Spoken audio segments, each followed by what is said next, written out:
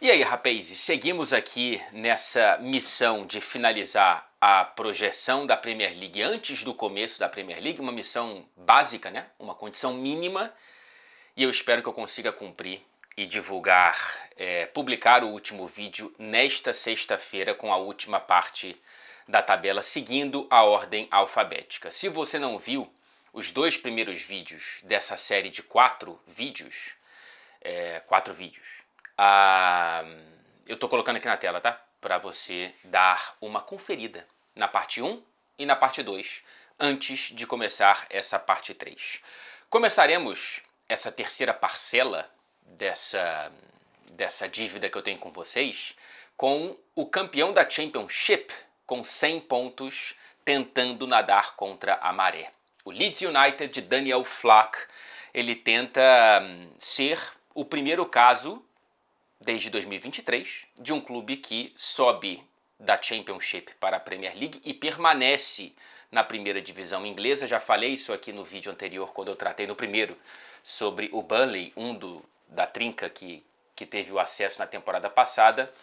É uma tendência que vem se cristalizando na Premier League, uma tendência muito ruim para a saúde da pirâmide do futebol inglês. Vamos ver se o Leeds consegue ser o que agora já dá para chamar de exceção. Como foi, por exemplo, nos anos mágicos de Marcelo Bielsa, né? Chegou inclusive a subir e terminar em nono na tabela da Premier League antes da demissão do mítico treinador argentino na temporada seguinte. O Leeds, ele é um clube tradicional do futebol inglês, né? Tem como o grande rival o Manchester United, por exemplo. A torcida do Manchester United mais experi não gosta do Leeds, é um clássico de fato quando jogam em Elland Road ou em Old Trafford, mas dentro de campo, nos últimos 21 anos, o Leeds só passou 3 temporadas na Premier League. Vamos ver se consegue completar uma quarta sem rebaixamento. Já mencionei aqui, o treinador é o alemão Daniel Farke, que você talvez já lembre dos tempos de Norwich. Ele tem um bom histórico na Championship, por exemplo, em 2 temporadas com o Leeds United foram 190 pontos. Conseguiu subir com o Norwich, mas também desceu com o Norwich, então o histórico dele dentro da primeira divisão é um pouco derrapante. Não me acertei ainda com esse meu corte de cabelo.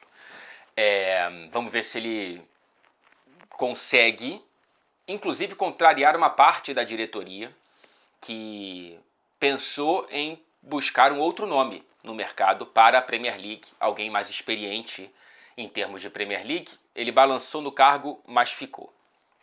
O mercado do Leeds é muito movimentado até aqui e ainda está em curso.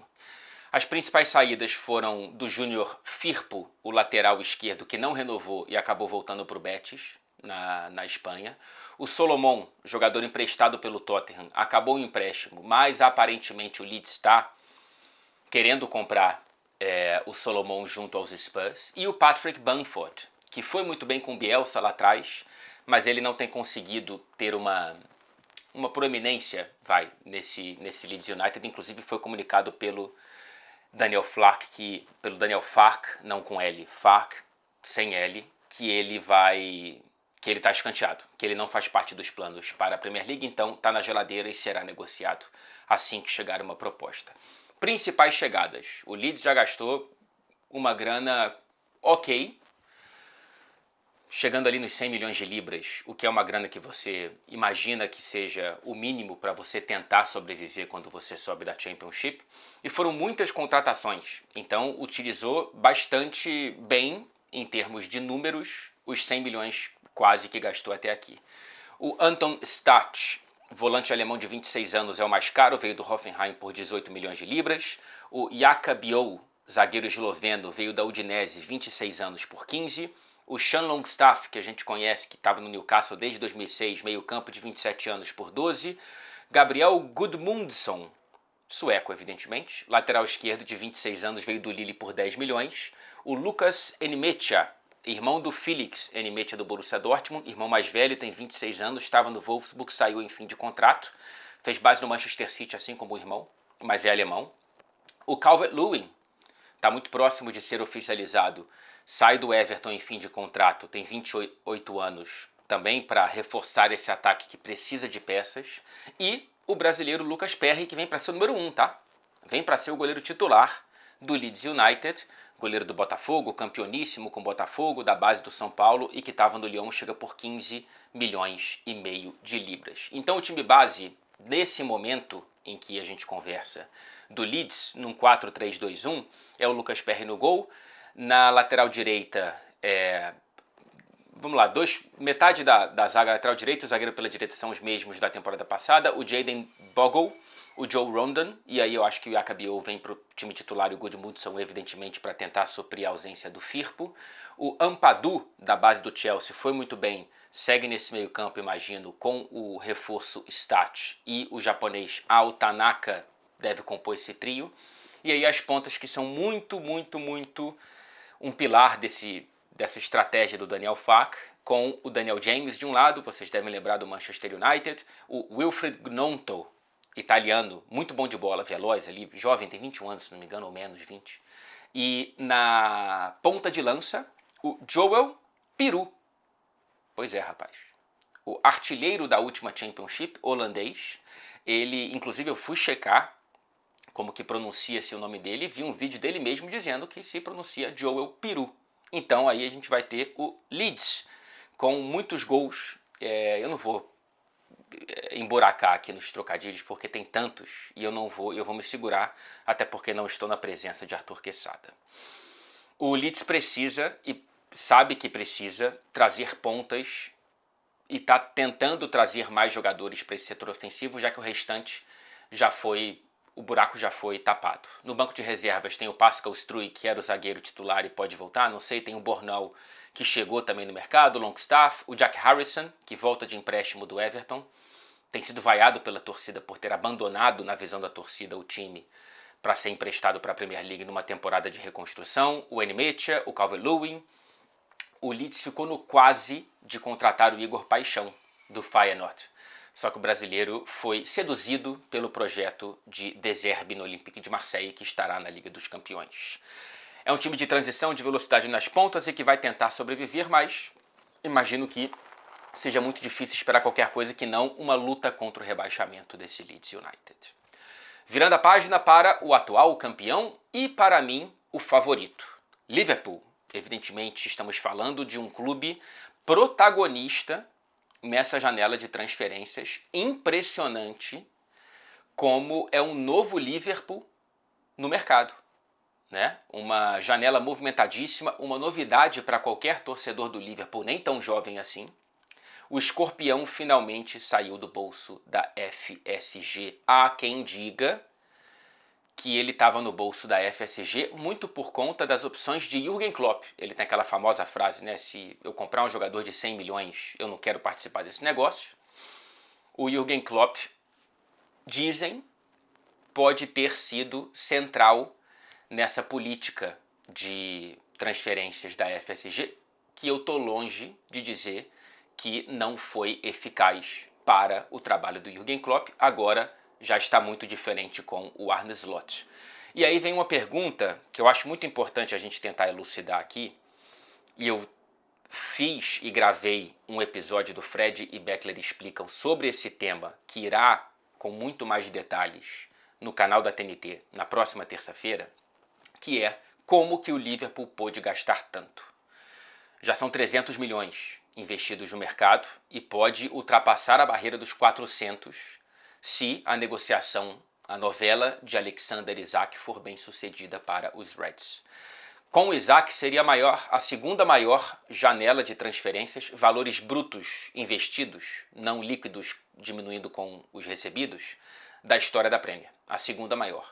440 com o Isak, atrás pasmem, 745 milhões investidos pelo Chelsea na primeira janela de Todd Boehly em 2022. Mesmo sem Isak, já é a terceira maior da história da Premier League, atrás desse Chelsea e do Manchester City em 2017, que investiu 328 milhões de libras brutos no mercado. O Wirtz já é a maior contratação da história da Premier League, o Ekitike é a quarta maior da história do Liverpool, atrás, claro, do Wirtz e também de Van Dijk e Darwin Núñez. O Isak amassaria todos esses recordes, evidentemente. A explicação tem um tripé aqui, tá? Além da interpretação não factual de que o Klopp era uma trava nesse tipo de negócio. O tripé, vamos lá. Primeiro, ótimas vendas. É a explicação mais óbvia. Nessa janela, o Liverpool vendeu o Luís Dias por 61 milhões para o Bayern de Munique, o Darwin para a Arábia Saudita por 55 milhões, o Quansah por 30 para o Bayer Leverkusen, o Kelleher por 10 para o Brentford e o Real Madrid pagou 8 milhões ali de libras para ter o Arnold um pouco mais cedo. No total, 164 milhões de libras recebidos, o segundo maior valor nesta janela da Premier League, atrás apenas do Chelsea. 132, o Chelsea é um excelente vendedor, é o melhor vendedor do futebol europeu, inclusive, e o Liverpool vendeu muito bem. Segunda maior não, né? Já é a maior, desculpa. Já é a maior. É que eu não tinha contado o Darwin quando eu fiz o roteiro. Então é a maior. A segunda é o Chelsea com 132, a maior é o Liverpool com 164. Mas ainda assim, contando com o Isaac, vamos lá, a diferença seria de 276 milhões negativos, né? E aí vem o segundo pé do tripé, que é mais no techniquez ali, contábil. Os valores gastos, jogadores comprados, são amortizados. Os que chegam, o valor vem inteiro. Para fins contábeis. Tentando ser menos chato na explicação. Quando você contrata o Wirtz por 119 milhões, você amortiza, ou seja, parcela esse valor pelo tempo de contrato, 5 anos. Então, o Wirtz custa aos cofres do Liverpool, a fins contábeis, a fins de fair play financeiro, etc. e tal, 23,8 milhões por ano. Quando você vende o Luís Dias por 61 milhões, chegam 61 milhões. Então dá quase 3 vezes o valor anual do Wirtz. É claro que essa é uma tática muito bem adotada pelo Chelsea, inclusive, e que já foi um pouco embarreirada, né? O Chelsea fazia contrato de 8 anos e depois do Chelsea a UEFA falou, opa, vamos limitar para 5, e o Wirtz está dentro desses 5, permitidos pela UEFA. Você vai apertando o seu futuro, né? Mas isso é uma coisa que já se dá como prática normal nas janelas de transferências e nas contas dos clubes hoje em dia. Se o futuro começa a ficar um pouco mais apertado com tanta contratação, por melhores que sejam as vendas do Liverpool hoje, o passado ajuda muito, né? O passado do Liverpool duro, calma, né? Sem grana, isso que eu quero dizer, ajuda muito para que o time tenha dinheiro e tenha flexibilidade dentro das regras do fair play financeiro, tanto da Premier League quanto da UEFA. Então os investimentos relativamente tímidos nos últimos anos ajudam muito. A última janela foi realmente, não só relativamente, muito tímida, com apenas 37 milhões investidos em Chiesa e no Mamardashvili, que chega só agora, mas foi comprado na temporada passada.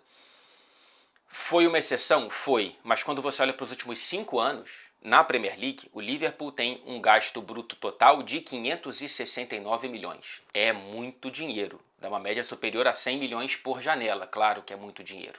Relativamente é pouco, porque é apenas o 8º na Premier League dentro desse recorte, atrás de Chelsea, Manchester City, Manchester United, Arsenal, Spurs, Aston Villa e Newcastle, nessa ordem. Sim, o Liverpool investiu nos últimos 5 anos menos do que Aston Villa e Newcastle. E todos os outros do Big Six. Acho que fica então tudo mais ou menos explicado. Repetindo, mais detalhes serão tratados no Fred e Beckler Explicam na terça-feira. Então vamos ao time base do Liverpool nesse momento, ainda sem Isaac.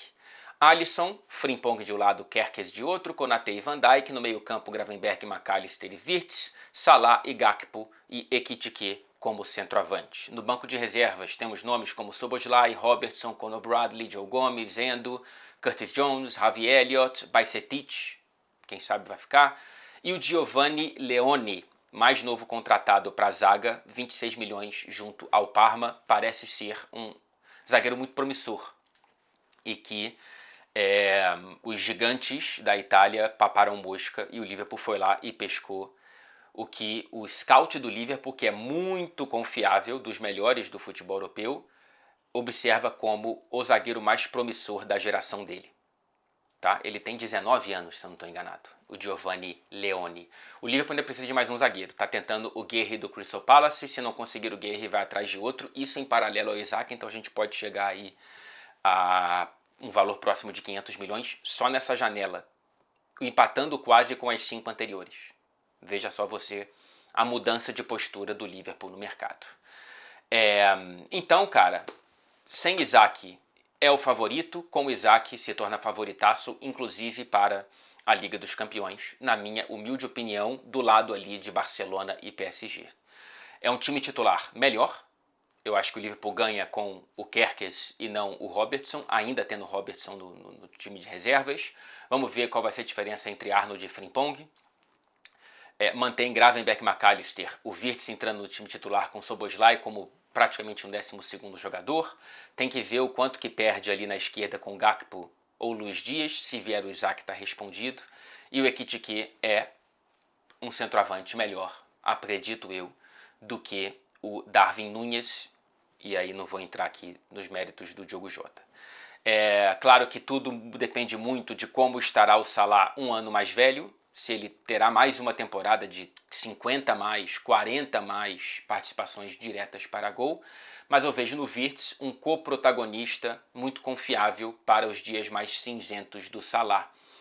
A primeira impressão do Salah na temporada não foi positiva na Supercopa da Inglaterra contra o Crystal Palace, mas eu acho que o Liverpool está ainda mais forte. Eu vejo o Liverpool com cobertura um pouquinho curto de elenco, por isso que eu acho que seria melhor ter o zagueiro e contando com o Isaac. Se não vier o Isaac, o Liverpool precisa trazer um ponta. E aí eu acho que poderia apontar para o Rodrigo. Por um valor menor do que o Isaac, contrataria o Rodrigo, ao que tudo indica. Então, tratando mais um zagueiro para além do Leone e trazendo um ponta, se não for o Isaac, um ponta de alto nível como o Rodrigo, eu coloco o Liverpool como favoritaço para a Premier League e entre um dos favoritos para a Liga dos Campeões. Manchester City, o Tubarão Branco, que na temporada passada, mesmo em meio à pior temporada da carreira de Pep Guardiola como treinador, terminou na 3ª colocação. A história nos manda jamais duvidar de Pep Guardiola em pontos corridos. Ele é uma máquina, ele é um triturador de recordes e de ligas e de números e de pontuações. Porém, contudo, entretanto, todavia, eu tô com uma pulguinha atrás da orelha. Porque eu não estou conseguindo entender muito bem para onde está indo esse Manchester City. Teve uma transição aí importante na diretoria, saiu o todo-poderoso Tiki, grande parceiro de Pep Guardiola e que foi o comandante das transferências do Manchester City na fase mais vitoriosa da história do clube e de um clube dentro da Premier League, conseguindo 4 títulos consecutivos, por exemplo.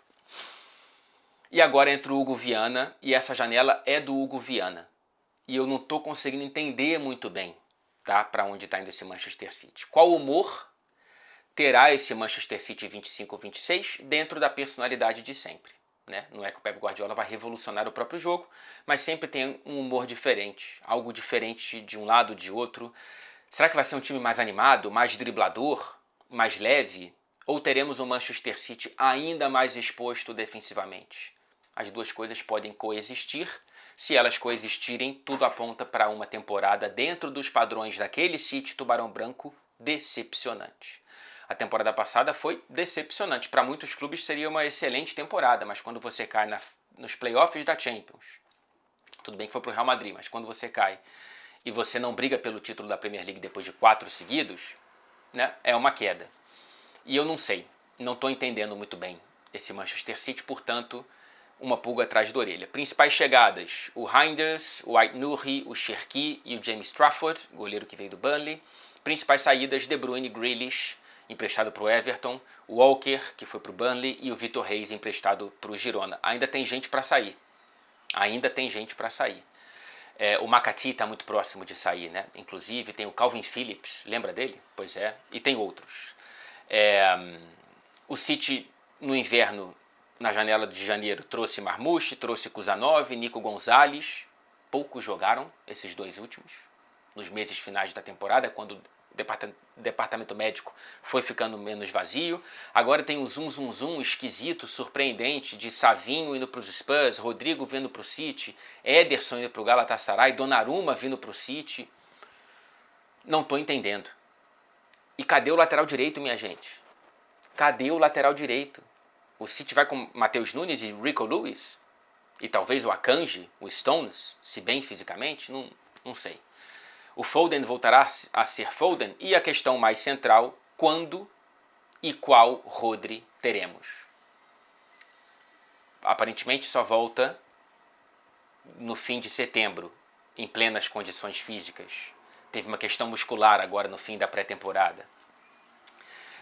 O retorno do Rodri, ele muda o City de patamar. Então, eu a princípio vou colocar o time base sem o Rodri, porque eu não sei quais condições o cara vai voltar de uma cirurgia tão grave.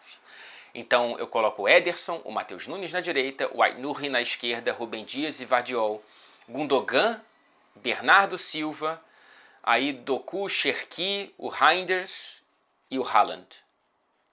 Tá longe de ser um time frágil, mas está longe de ser um City indefectível. No banco de reserva é muito difícil você traçar um time base do City, do Guardiola, porque é uma rotatividade impressionante. Então você ainda tem, por enquanto, Savinho, Foden, Marmoush, Nico Gonzalez, Akanji, Rico Lewis, O'Reilly, que foi bem na temporada passada, o Oscar Bob também voltando de uma lesão, o Rodri. Então, cara, eu preciso esperar para ver. Admito a minha desconfiança. Então, nesse momento, eu não projeto um Manchester City brigando pelo título, e sim por G4 ou G5. Passando para o outro lado aqui da minha cidade, Manchester United, o clube cravado entre a eterna convulsão e a insistente esperança. O gigante do sono profundo que às vezes já ameaça despertar para voltar para um sono ainda mais profundo. Para onde vai o Manchester United dessa vez? Será que dessa vez vai? Será que conseguiremos ver o Manchester United mais próximo do que deveria ser e do que gasta para ser? Vem da pior temporada da história do clube na Premier League e da história do clube do campeonato inglês desde o rebaixamento de 1974. A primeira temporada desde 2014-15 sem qualquer competição europeia. E claro, mais uma vez, um mercado muito agitado e ainda em movimento, com muita coisa para acontecer, principalmente na porta de saída. As principais chegadas, o Benjamin Sesko, o Bryan Mbeumo e Matheus Cunha. Ainda negocia com o Brighton pelo Baleba, acho que seria uma magnífica contratação, e dizem que Donnarumma também, talvez, quiçá, possa pintar. As principais saídas, Rashford para o Barcelona, Eriksen e Lindelof em fim de contrato, ainda vai se livrar do Garnacho, pode estar a caminho do Chelsea, Anthony, Sancho e Malásia, não faço a mínima ideia para onde eles podem ir. Essa folha precisa ser liberada, idealmente fazendo dinheiro nas saídas, o que, com exceção do Garnacho, eu acho muito difícil o Manchester United fazer. Nesse momento, time base, portanto, no 3-4-3, do Amorim, Onana, Iorro, Maguire e De Ligt, Diallo de um lado, Dorgu de outro, Bruno Fernandes um pouco mais recuado com o Ugarte, Mbeumo e Matheus Cunha como a nova dupla de 10 e o Sesko como novo centroavante. Tem que ver como é que o Lisandro Martinez vai voltar de lesão. Se ele voltar bem, é titularíssimo nessa zaga. Tem o Luke Shaw, que também faz a zaga pela esquerda mais do que a ala, ali com o Dorgu, Diogo Dalot, Casemiro, o Kobe Mainoo, Mason Mount, Zirkzee, Højlund, se ficar. Ainda me parece um pouquinho uma incógnita esse Manchester United. Eu entrevistei o Amorim nessa semana, entrevista que vai ao ar no canal de YouTube da TNT Esportes México muito em breve, com legendas em espanhol, mas a entrevista foi em português, então eu te convido a assistir, só não coloco o link aqui porque ainda não foi publicada, mas deve ser publicada em breve, talvez já foi publicada quando eu publico esse vídeo, mas não quando eu gravo. Ele está muito confiante, ele fala de um time que está muito mais intenso fisicamente nos próprios treinamentos e a relação dos jogadores está muito melhor. Um grupo mais profissional. O Luke Shaw, inclusive, disse, que o ambiente tóxico se foi. E quando você olha para a porta de saída, existem algumas explicações. E um mercado que busca gols. Eu perguntei para o Amorim, cara, você não acha que é um mercado muito centralizado no ataque e as outras áreas do campo? Ele falou, cara, a gente queria gol. A gente criava chances, a criação estava ali, mas a gente não consegue converter. Não conseguiu converter tão bem quanto. Faz um certo sentido. Se trouxer o Baleba, eu acho que é um mercado muito bem feito. Se não trouxer o Baleba, eu acho que o meio-campo ainda está muito fragilizado e o Manchester United ainda deve sofrer muito defensivamente e nas transições, então não sei. Talvez brigue por vagas europeias, tá? O que já seria o objetivo alcançado. O Rubem Amorim fala muito sobre querer voltar para competições europeias. Ele não fala Champions, atenção. Então, se trocar a 15ª colocação da temporada passada por uma 7ª, já é um avanço e tanto, por mais que pequeno, perto da história do Manchester United.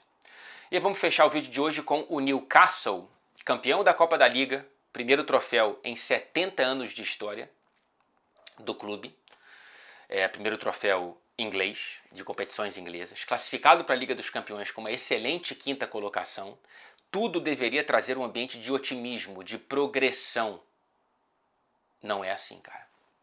Impressionante como o Newcastle está preto e branco.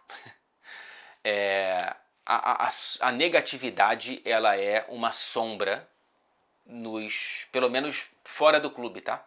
O The Athletic fez uma pesquisa online com todas as torcidas da Premier League e o Newcastle foi a torcida mais pessimista com o momento do clube perante o início da competição. Por quê? A gente tem essa sombra de negatividade. Em parte porque o clube virou vítima de um jogador só, Alexander Isak, o mais novo membro do grupo Mimados da Bola. Um jogador que assina contrato sem entender que ele tem que cumprir ou que ele tem que pelo menos cumprir com as obrigações básicas. Se negou a juntar-se na pré-temporada do clube, se nega a jogar pelo clube e a treinar com o grupo. Ele tem treinado separadamente, não foi convidado para o churrasco dos jogadores e dos familiares da comissão técnica pré-temporada. O Isak virou uma ilha dentro do Newcastle porque ele quis assim. Eu acho um comportamento completamente execrável, a não ser que tenha havido um acordo de boca. Vou renovar com vocês até 2028 sem multa rescisória, mas vocês me prometem me liberar para a proposta de algum desses 6, 7 clubes do futebol europeu? Bom, se houve isso, se esse é o argumento do Isak, estou tentando entender o lado do jogador aqui, tá? Sem justificar as atitudes reprováveis dele. No mínimo foi uma inocência, porque se você quer sair, bota uma multa. Ou coloca isso textualmente no contrato. Outra marca desse verão para essa sombra de negatividade: recusas e mais recusas. O Newcastle virou a pessoa que vai para a festa e só toma toco. Tomou toco do Mbeumo, que foi para o United, do Ekitike, que foi para o Liverpool, do Sesco, que foi para o United, do João Pedro, que foi para o Chelsea. Todos optaram por uma avenida inglesa diferente da que levava a Newcastle. A gente já tratou aqui no canal de um tema que eu vou tratar de novo a cada temporada porque é importante voltar a explicar. E é um tema interessante. A grana saudita, ela chega em tempos em que as regras não permitem que o Newcastle vire um novo Chelsea e um novo City. As regras, inclusive, foram feitas para isso. Alguns protegem essas regras dizendo que é para a saúde do futebol, outros interpretam como a proteção dos imperadores de sempre. A proteção da panelinha dos que sempre conseguem comprar jogadores e ter muita grana, independentemente da gestão e da performance esportivas. É um tema que eu acho muito interessante. Então o Newcastle também não tem toda essa grana que parece ou que poderia ter, porque ele está cercado pelas regras de fair play financeiro, primeiro da Premier e agora também da UEFA, porque voltou para a Champions. Pelo menos conseguiu segurar jogadores que estavam próximos de grandes propostas, como o Bruno Guimarães, o Tino Livramento, o Anthony Gordon. Então, assim, o time base do Newcastle, ele não é tão complicado assim, tá? E ele trouxe jogadores interessantes. Até aqui, o Anthony Elanga veio do Nottingham Forest por 55 milhões. É uma grana que me parece um pouco excessiva, mas ele pode... Eu vejo o Elanga com o DNA do Eddie Howe. O Thiaw veio do Milan, né? O zagueiro alemão de 24 anos por 35 milhões. O Ramsdale, emprestado pelo Southampton. E ainda devem chegar, estão próximos de acordos, o Jacob Ramsey, do Aston Villa, gosto muito dele, frágil fisicamente, mas na última temporada teve algumas lesões, né? E o Wissa, do Brentford, que seria uma muito boa contratação. Fala-se, talvez, caso o Isak saia, Nicholas Jackson ou Rodrigo Muniz, ou até o Samu do Porto, mas falta pouco tempo E nesse momento da gravação do vídeo, o Newcastle não quer negociar o Isak. O meu time base, entretanto, vai sem o Isak, porque eu acho que ele vai conseguir vencer essa queda de braço. Então é um time base ainda sem o novo centroavante. Portanto, Nick Pope, Livramento de um lado, Lewis Hall de outro. Na zaga, acho que o Thiaw rouba essa vaga do Burn do lado do Schär, ou talvez o Botman, não sei, tem boas opções para a zaga. A força e o pulmão e o motor desse time, Sandro Tonali, Bruno Guimarães e Joelinton no meio campo. O Elanga de um lado, o Harvey Barnes de outro, com o Anthony Gordon ali como falso 9. Jogou assim alguns jogos na temporada passada e também na pré-temporada. No banco de reservas tem o Burn, o Botman, o Trippier, o Lewis Miley, que é um moleque que eu gosto, da base do Newcastle, o Joe Willock, da base do Arsenal, que é bom jogador também. Ainda precisa de muitos reforços. Se vier o Ramsey, se vier o Wissa, já melhora bastante. E vamos ver se contrata um centroavante para o lugar do Isak. Sem o Isak perde muito. É uma incógnita gigante, para mim a maior até aqui das gravações que eu fiz dessas projeções, tá? Nesta sexta-feira sai o quarto e último vídeo das projeções da Premier League com Nottingham Forest, Sunderland, Tottenham, West Ham e Wolverhampton. Até lá, espero não ter cometido erros crassos dessa vez, mais uma vez.